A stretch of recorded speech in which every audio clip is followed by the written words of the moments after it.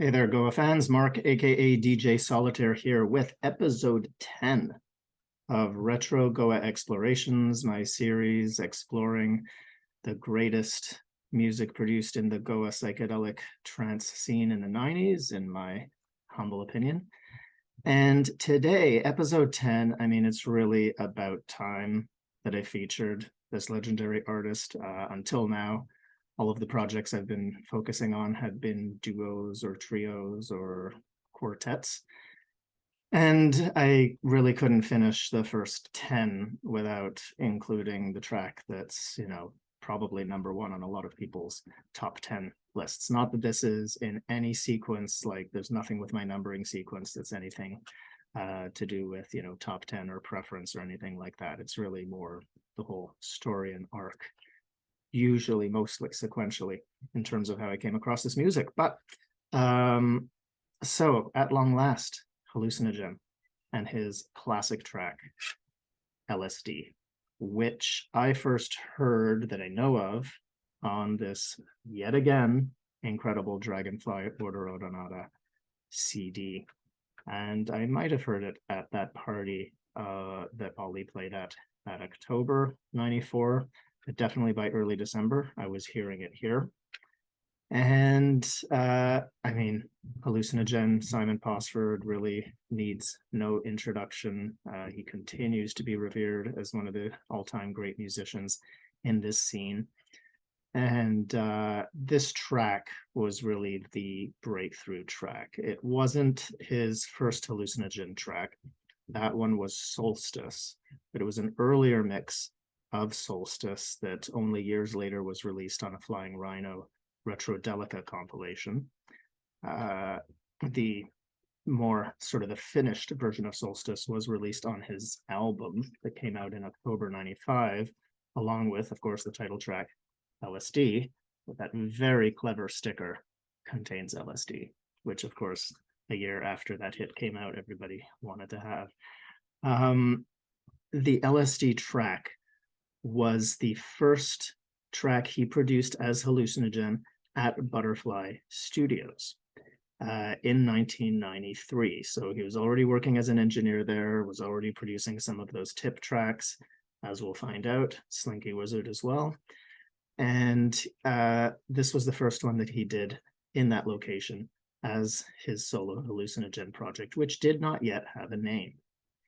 And how it came up with a name was a very sort of pretty quick experience. So Dragonfly decided they were going to release the final version of the track. There was an earlier mix which circulated as LSD 93, or at least that was his title, and then the final mix, which came out on vinyl in 1994. And they were going to prepare the test pressings, and they said, okay, what's the name of the track? LSD. Okay, kind of makes sense. And then, okay, what's the name of your project? You have 10 minutes. And they thought, okay, well, the name Hallucinogen kind of fits with it, so that's what he chose. And Simon joked that if he had any idea that that would be the name he would be using for 20 plus years, he might have thought about it a little bit more carefully. But this track is really one of the seminal tracks of the period and really shows a leveling up in terms of conception, style, engineering, for sure, the refinement of the sounds. And we hear quite a big difference from the earlier mix to the final one, as we'll take a look at. And it's just an absolutely classic track. Just the opening melting sounds together with that spoken sample just as a dramatic introduction, and then the whole track is just it warms the cockles of a Goa fan's heart to hear this track. It really is extraordinary, and it's not like you haven't heard it before, but I'm going to do my thing where I listen along with you. And so here we go. Let's listen to LSD by Hallucinogen. Melting sounds are so evocative, really brilliant. I believe with the advent of acid, we discovered a new way to think. And That chord right it there. had to do with piecing together new thoughts and This is Ken Casey, by the Why way. is it that people think it's so evil? What is it about it that is scares Just people really so atmospheric, really gets you thinking. what is it? Because they're afraid that there's more to reality than they have confronted. That there are doors that they're afraid to go in, and they don't want us to go in there either, because if we go in, we might learn something that they don't know, and that makes us a little out of their control. And this dramatic introduction. Now that opening sample is brilliant because it really sets up how this whole scene, the mindset behind it is really quite rebellious, right? Going against authority and so on. Listen to this wonderful bounce, just this dramatic build-up. The way that sound changes quality. And here,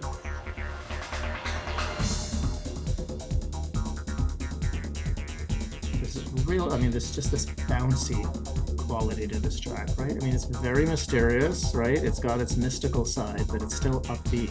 It's something really missing nowadays. Love the percussion and love these laser zaps.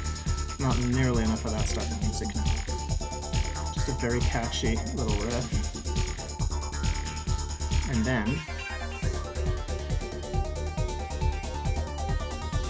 especially the way this tweaks as it goes up. It just keeps climbing, which really gets your energy climbing when you're on the dance floor. Notice how there's that percussive stuff coming in once it breaks at the top. And then this track, this sample, that's from a 1960s propaganda film about the dangers of LSD. Then we have this beautiful melody, and then it's going to double up in a second here with those voice-like choral samples, or sort of choral sound, I should say. Beautiful intervals happening, beautiful interplays of all of the sounds with those laser zaps happening, and the chicka-chicka sort of little carnival-like percussive stuff. An extra little layer comes in there. And now we have a brilliant break.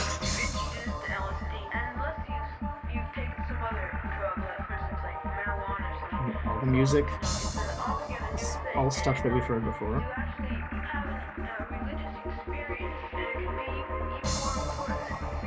Melting from the introduction.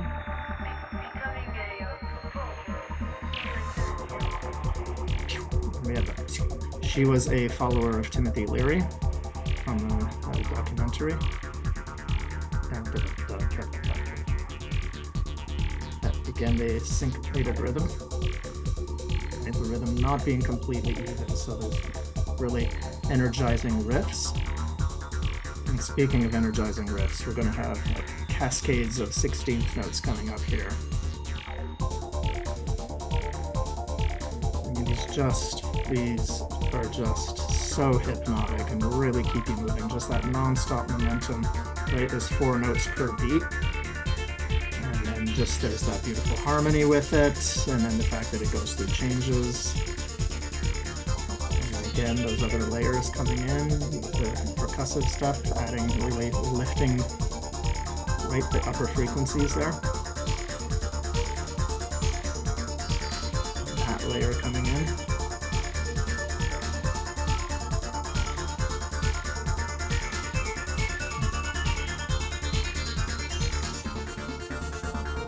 Kick drops out and we have some real spaciousness while the tension builds.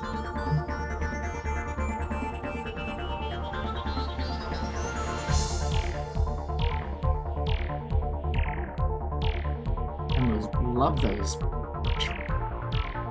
little laser gun sound effects.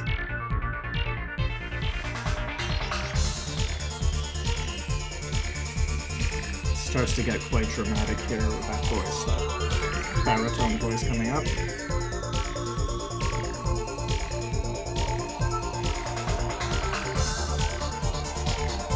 Now we get a bit of a broken up different instrumentation to the harmonies and possibilities. So listen to how many different layers are happening here. And there's more, right? Every 8 bar is something else. So it's just all of these layers, super psychedelic. They all fit together beautifully and transparently engineered. It just continues. Right, so now we get into this more trance-like effect because there's that whole cycle is just repeated again. Now the drums lead to another build-up. Bouncy bass while the kick pulls out. The tension builds again.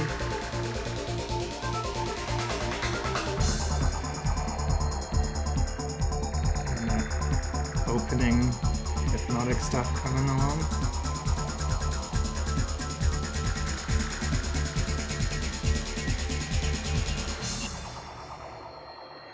Really amazing sounds. So all of these false, red herrings, you think it's about to end and it doesn't. And then finally,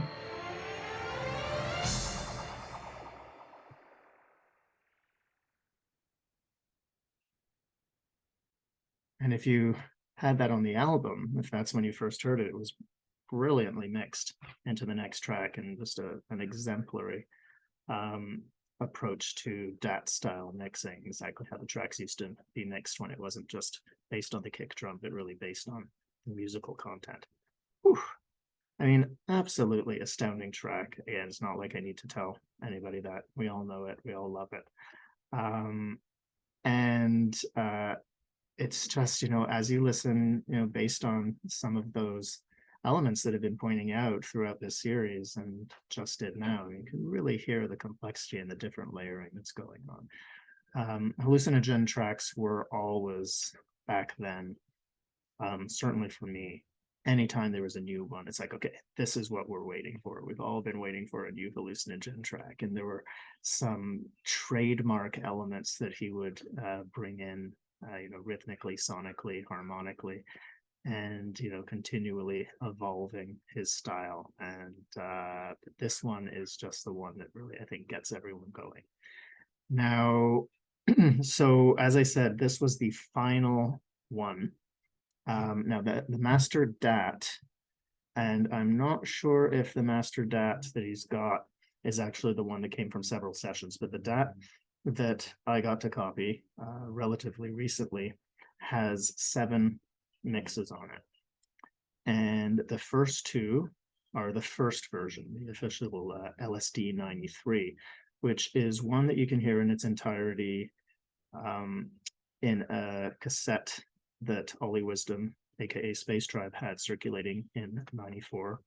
And also it ended up being released, I managed to coordinate its release on DAT Records compilation, Analog Dreams. And so there's that one, then there's a third mix, which was cut there. And then the 4th mix starts off with a completely different sample, and we'll get into that. And then mixes 5 and 6 are the ones that we know from Dragonfly. Just the voicing is slightly different, but really not very much. And to tell you how not very much, I played the alternate one in Belgium and nobody noticed it was a different mix. So, and then the 7th mix on the DAT is cut, but it's one of his live mixes. And so there was a live mix that came out on Dragonfly years later. Simon was a master at his live mixes. But, I think we still have to remember, as I've said, sometimes the released version was the best one, right? And it's, of course, interesting to hear the other ones. Now, let's just have a little listen to the first minute or so of the LSD 93, so the one that came out on DAT, and which was circulating for a while before he did his final one. So that one only circulated on DAT, wasn't officially released. And it is worth hearing. And I think we can still appreciate, of course, the original. So here's the opening there. I believe same sound, same sample. The advent of acid, we discovered a new way to think, and it voicing is a little different here. Piecing together new thoughts in your mind. Why is it that people think so ill? Notice there's a What is it about it that is scares that is people different so in the deeply? final version. Even the God, and what is it? Because they're afraid that there's more to reality. It's a cool than they have pulsing in front of effect, but that there I are think it's better doors without it. that they're afraid to go in, and they don't want us to go in there either, because if we go in, we might learn something that they don't know, and that makes us a little out of their control. And then what it leads into here is different.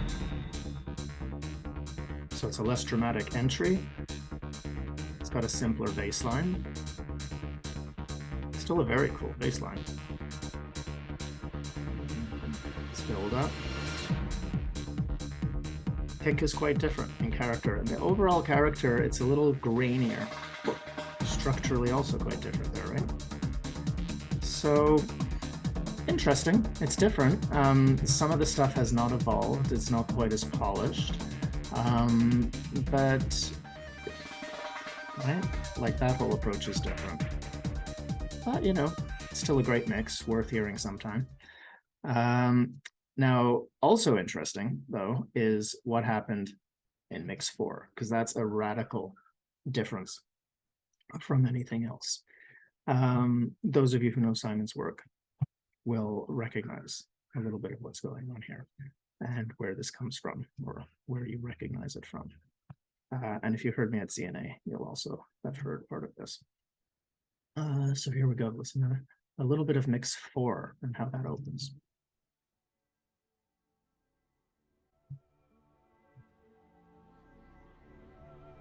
It's mastered, so I have to boost it a bit. So we had that pulsing still.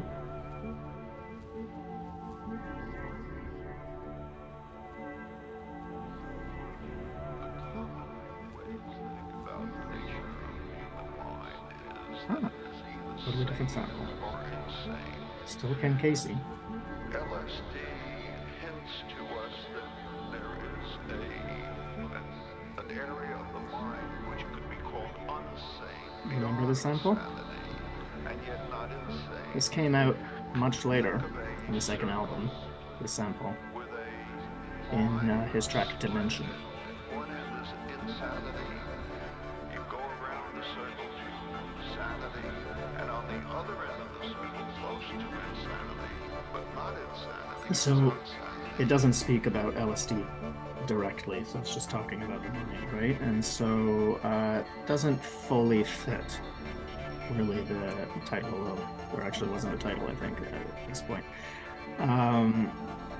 But you know, this track continues. It's got about 2.5 or 3 minutes of this extended introduction. There's only a couple of minutes of dance stuff, and then it fades off. So it sounds like it was just a different attempt at something else, and it didn't quite take off. So, so again, just interesting. So I've just occasionally played that excerpt as a part of an ambient blend, if and when timing and circumstances allowed.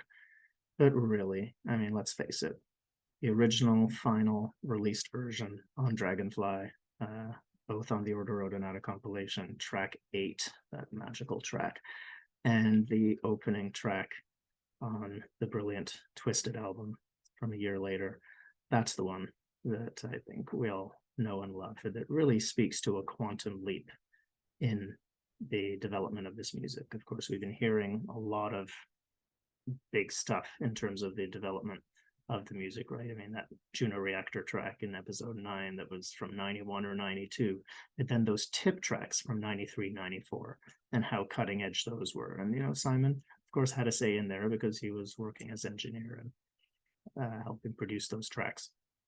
So, so there we go.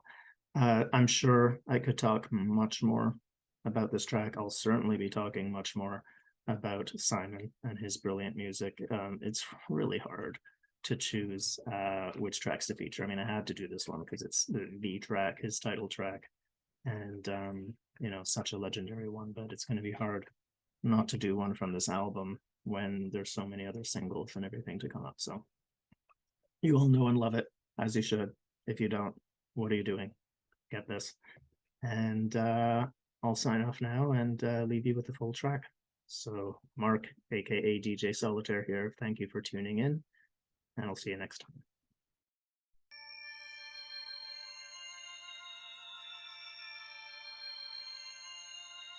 I believe with the advent of acid, we discovered a new way to think, and it had to do with piecing together new thoughts in your mind.